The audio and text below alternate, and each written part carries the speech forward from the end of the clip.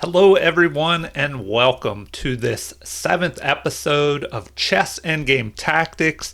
And this episode is titled Checkmate Surprise.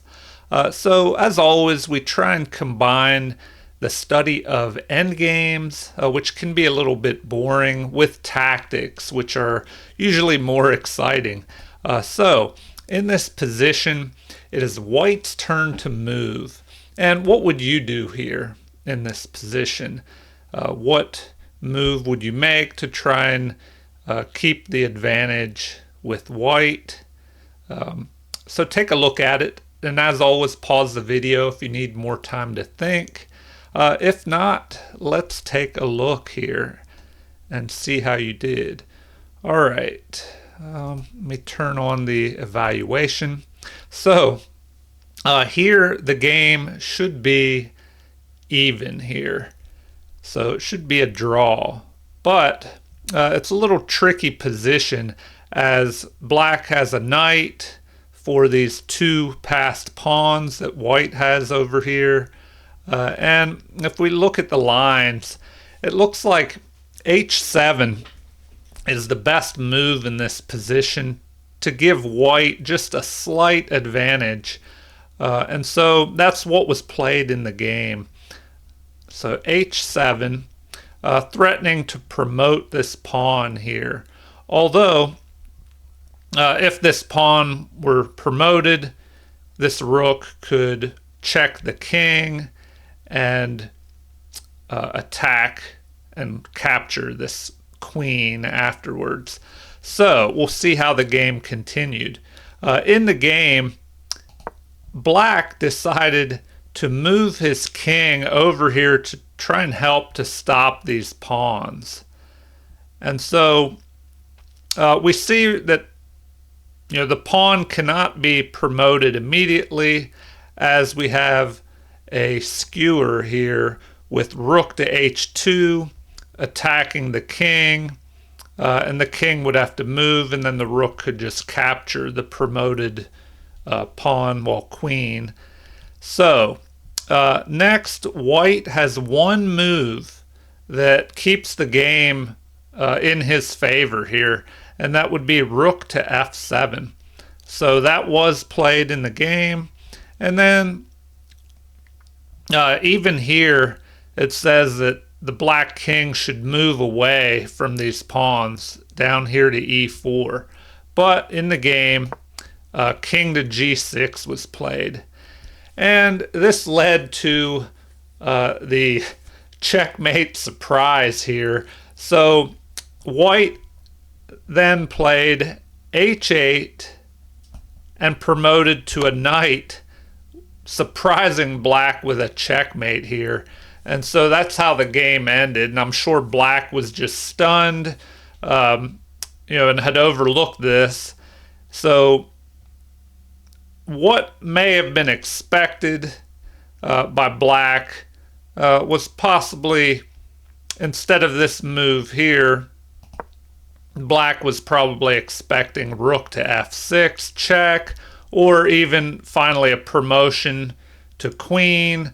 Although if that happened, then there's still this rook to h2 that would capture. But after rook to f6 check, the knight could be picked off. So if we go back here to the beginning, and we'll take a look and see at what Black should have done instead. So after this h7 move, the game is a draw with king to d5. So after king to d5, and this is kind of a tricky position, so we can't blame Black for misplaying it. But after king to d5, now we have g6, and if we go back one move and just take a look at that, that is what the computer recommends as the best move, is g6 here. But with that move, there's this knight to f4 move, which will lead to the draw. And so if g7 is played, trying to promote this pawn, well, then we have knight to g6. And so this is an interesting little tactic, a way that you can draw. And this could also occur with the king up here on the back row when you have a knight here on c6, which can threaten a mate if the king goes into the corner. And so the king would just have to run back and forth on this back rank the same way he'll do here. So here's what could happen. So if the king tries to go up here, well then you just check. And if white were to move up to h6, well then white would end up with the checkmate surprise with rook to g6 here. As the king is trapped, the rook is protected by the knight, and the knight cuts off this escape square on h5, and of course the pawns cut off the rest of the board. And so this type of checkmate could occur up in the corner up here if the king gets trapped in the corner on a8 and there's a knight on c6 and the rook jumps in here to a7. So it's just kind of flipped over if this position occurred up in the corner, but instead it happens on the side and the pawns effectively cut off the side of the board or the top of the board up here. All right, so anyway, if the king were instead to head down this way, then we would have knight moving up here with check, and if the king goes here, the knight just jumps back, and then the king would have to move back up. So this is an interesting little tactic, a drawing tactic that can occur in the end game, where the rook and the knight just work together to chase this king back and forth. All right, so if we go back again to the beginning and take another look at this, so maybe you picked a different move here for white in the beginning, and we could take a look at some other options. Maybe you were thinking, an interesting sacrifice of the rook here. Well, this almost works, but not quite, because there is another checkmate surprise available here. And so let's say the best move is to just capture that rook. And now it looks like this pawn can promote here, but there is a checkmate surprise tactic here with king to f4, threatening a mate with rook to h2. And so the king must move. If the king tries to move up to protect his pawn, protect his passed pawn, well then we have king to f5, once again threatening this mate. And if the king were to move up here, well then the rook can just capture. If the king moves up here, the rook will just mate. And so we have another checkmate surprise as this pawn blocks the white king from escaping. So if we go back, instead of the king trying to run up, if the king, here, I'll go back a little bit further. So at this point, there is a mate threatened.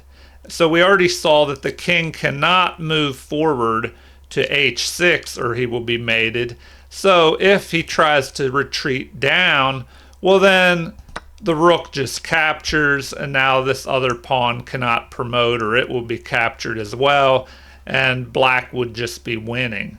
So another interesting possibility. So if we go back to the beginning, instead of h7, maybe you thought rook to e7 would be possible. Well then here there are different options. If king to d6 were played attacking that rook, the rook could just move back and threaten to capture this pawn. And then we may have exchange of pawns here, and the king might move down here to attack. And here white would try and exchange off rooks, which would give him a winning advantage. So that has to be avoided. So black just checks the king. The king would have to move. And this pawn could be captured here. But if we look at it, it would just end in a draw here. So that's one possibility. And so back at the beginning with rook to e7, another option is to just check the king here. But then the king could attack the rook. And as the rook retreats away, he's attacked again. And so now this pawn moves up. This one could be captured. And then, let's see, if he's captured, he would be put in check here. So the king could just move up. But after another check, now the rook can keep an eye on this passed pawn. And so he could move back down here to h1 to get away from the king. And then if white tried to move here to block black's king out, and maybe threaten a check as well, king to d6 could be played. And then now white could just push this pawn up. But if the knight attacks here, we have the rook moving over to attack black's pawn. And then now a block on this line here so the pawn can be captured. So here we just have a capture of this pawn. The king would move down, check again, attack, check. But well, maybe the game would continue like this. And so, I don't know, this would be pretty tough. The knight could stop this. And according to the computer, black has a slight advantage here. But, it's probably going to end up being a draw as well, as the knight could just pick off this pawn. And, then we would just have rooks again. So, that is another possibility. So let's go back again to the beginning and see what else may have been played. Let's see. Maybe you were thinking rook to a7, moving over here, getting behind black's pawn. But then black could just capture here. After capture, now knight to e6, check, check, and this one is captured. And once again, we end up with this kind of position where the knight could possibly just pick off this pawn, and then we would be back down to rooks again. So it'd probably lead to another draw. Although, white would have to watch out with this extra knight in play. If there are some kind of tricky tactics with a knight checking the king and forking something possibly. And so maybe the game would continue like this. White tried to trade off the rooks, but black avoids it.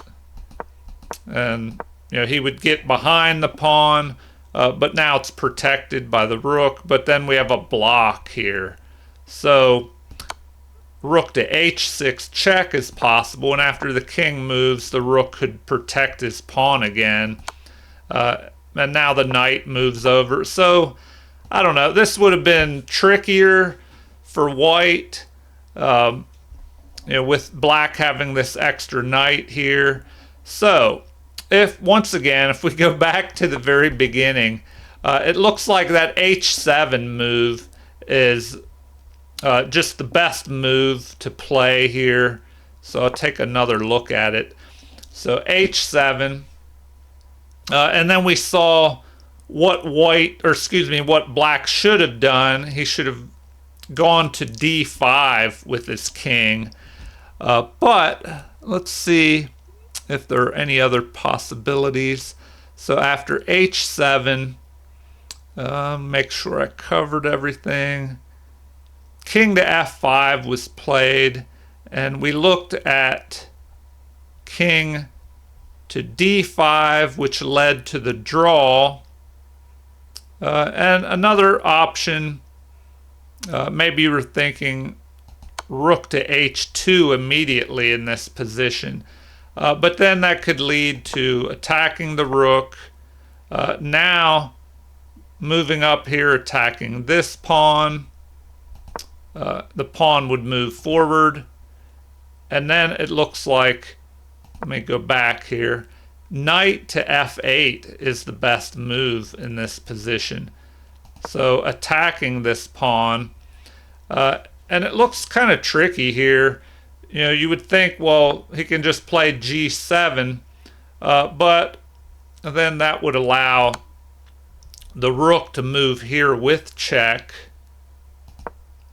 And then the knight could capture this pawn, and the rook can keep an eye on this passed pawn. So, you know, that is one possibility there.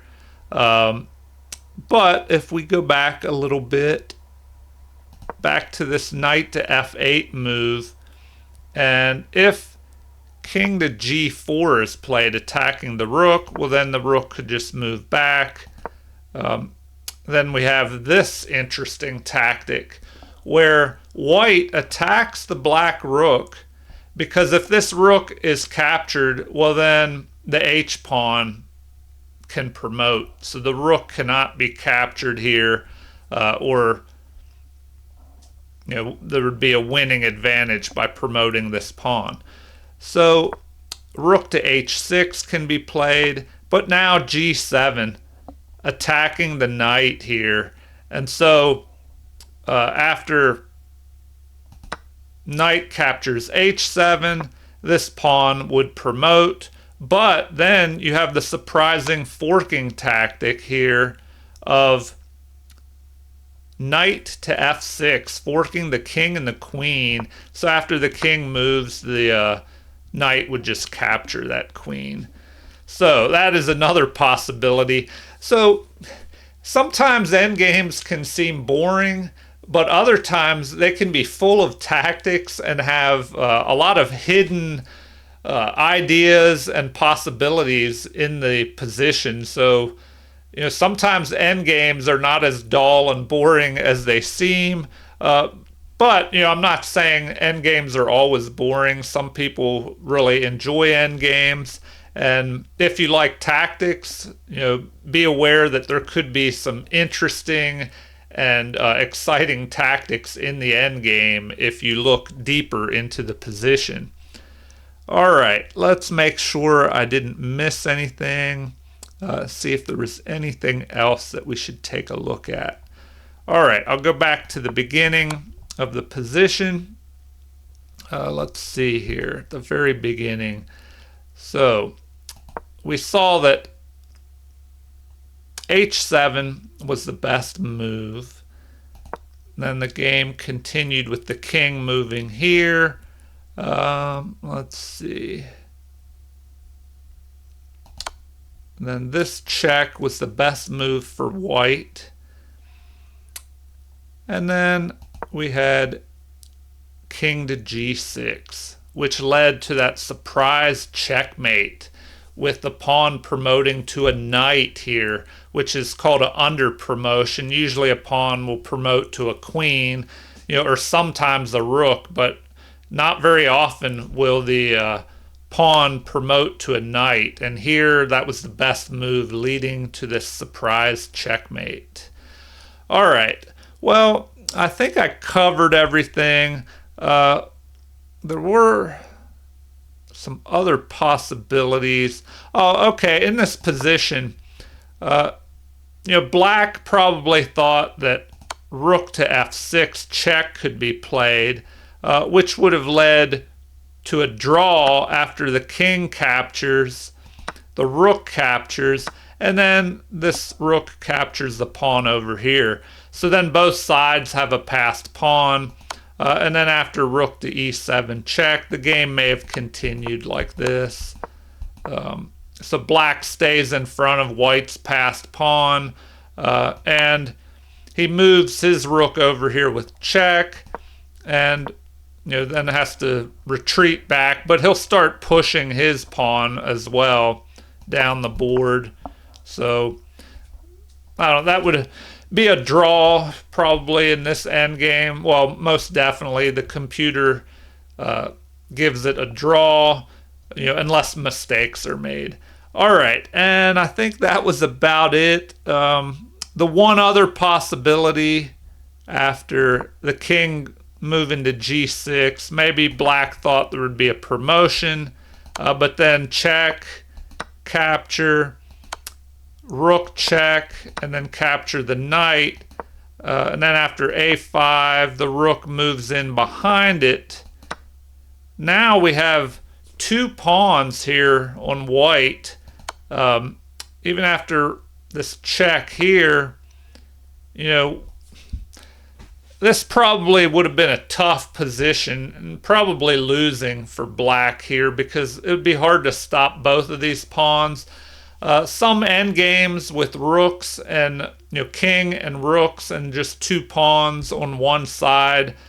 Sometimes it is possible to hold a draw in these positions, but I don't know. This looks pretty tough. The computer gives white a +2 here, and this would be a difficult endgame. But instead, black missed his opportunity to hold the draw, and I'll take one more look at that before I end the video. So after h7, this looks tricky because your natural instinct would probably be to send your king over here to try and stop these pawns, which is what happened in the game with this move. But it looks like instead the king should have went in the other direction. And then after the pawn pushes forward, here knight to f4, the best move was played, just immediately attacking this pawn. And then g7 was played, just pushing forward. And once again, this would lead to this move here with check, and the king would just be checked back and forth, leading to a draw by repetition here. So the king, if he tried to move up here, we have knight to f4 check again. And just remember that the king cannot move up here in the corner, or that would lead to another surprising checkmate here. So instead, after knight to f4 check, the king would have to go in the other direction, heading down the board with another check. And if he attacked the rook, now the knight just moves back. And so it would just chase the king back and forth, leading to a draw by repetition of the position. All right, well, just remember, if you're not a big fan of endgames, maybe you can study positions that have tactics in the endgame to make it more exciting. But try to do some kind of study of your endgames and especially your tactics. Tactics are very important, as most games are lost due to some kind of tactical error. All right, well, if you enjoyed this 7th episode of Chess Endgame Tactics, titled Checkmate Surprise, then feel free to like and subscribe if you haven't already, and also leave comments or suggestions. Thank you, everyone, and have a great day.